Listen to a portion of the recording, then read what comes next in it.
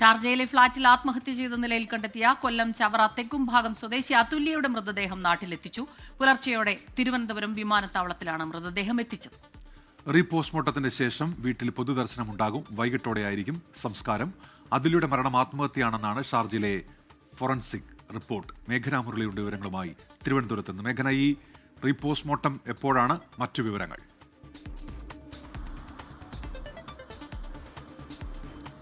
ഉന്മേഷ്, ഈ മാസം 19-നാണ് ഷാർജയിലെ താമസ സ്ഥലത്ത് അതുല്യയെ മരിച്ച നിലയിൽ കണ്ടെത്തുന്നത്. അതിനുശേഷം നിയമ നടപടികൾ, അതുപോലെ തന്നെ ഷാർജയിലുള്ള പോസ്റ്റ്മോർട്ടം റിപ്പോർട്ട് എന്നിവ വൈകിയതിന്റെ അടിസ്ഥാനത്തിലാണ് ഇത്രയും ദിവസമെടുത്ത് ഈ നാട്ടിലേക്ക് മൃതദേഹം എത്തിക്കുന്നത്. ഇന്ന് പുലർച്ചെയോടെയാണ് തിരുവനന്തപുരം വിമാനത്താവളത്തിൽ മൃതദേഹം എത്തിച്ചത്. അതിനുശേഷം റീപോസ്റ്റ്മോർട്ടം പാരിപ്പള്ളി മെഡിക്കൽ കോളേജിലായിരിക്കും നടക്കുക. അത് ഉച്ചയോടകം തന്നെ ഈ റീപോസ്റ്റ്മോർട്ടം തീർത്ത് സംസ്കാര ചടങ്ങുകളടക്കം വൈകിട്ടോടുകൂടി വീട്ടിൽ നടത്താൻ കഴിയുമെന്നുള്ളത് തന്നെയാണ് കുടുംബം ആലോചിക്കുന്നത്.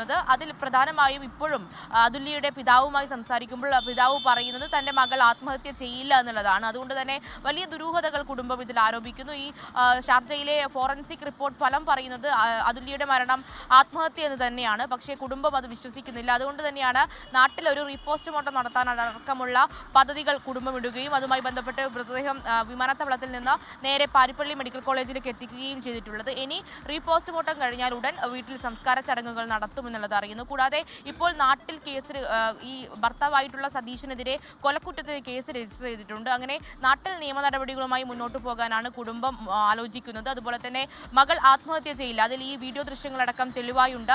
തന്റെ മകൾ ഭർത്താവിന് മുന്നിൽ ജീവന് വേണ്ടി യാചിച്ചതാണ്. അതുകൊണ്ട് തന്നെ മകൾ ഈ ക്രൂരമായിട്ടുള്ള മാനസിക ശാരീരിക പീഡനമാണ് ആത്മഹത്യയിലേക്ക് നയിച്ചതെന്നടക്കമുള്ള ആരോപണമാണ് ഇപ്പോൾ കുടുംബം ഉന്നയിക്കുന്നത്. അതുമായി ബന്ധപ്പെട്ട നിയമ നടപടി നാട്ടിൽ തുടരും. അതുപോലെ തന്നെ സംസ്കാര ചടങ്ങുകൾ ഇന്ന് വൈകിട്ടോടുകൂടി വീട്ടിൽ നടക്കുമെന്നും ഇപ്പോൾ കുടുംബം അറിയിക്കുന്നുണ്ട്.